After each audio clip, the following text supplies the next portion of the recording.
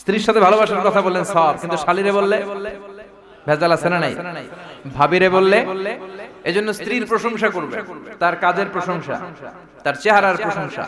অনেকে আছে বছরের পর বছর দাম্পত্য জীবন কাটায়, কোনোদিন বলে নাই যে তোমাকে দেখতে বড্ড সুন্দরী লাগে। এরকম ডাকাইতে আছে না নাই?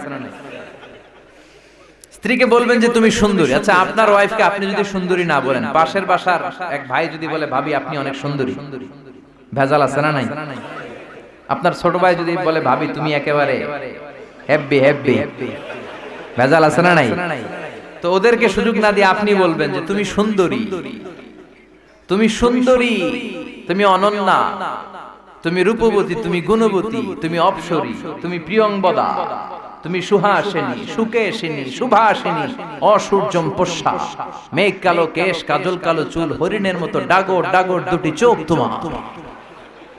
আর প্রতিদিন ঘর থেকে বেরোয়ার আগে কমপক্ষে 10 বার বলবেন আই লাভ ইউ। হুজুর দেখছেন, খালি হাস। স্ত্রীকে বলবেন, ছোট বাচ্চারা তোরা না, আবার মুরব্বীরা যারা আছেন প্রতিদিন স্ত্রীকে বলবেন I love you.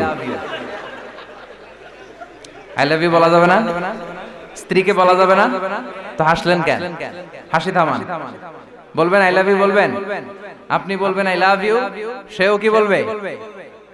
I love you too. Too লাগাইছে, টু। পোলাপান বহুত কিছু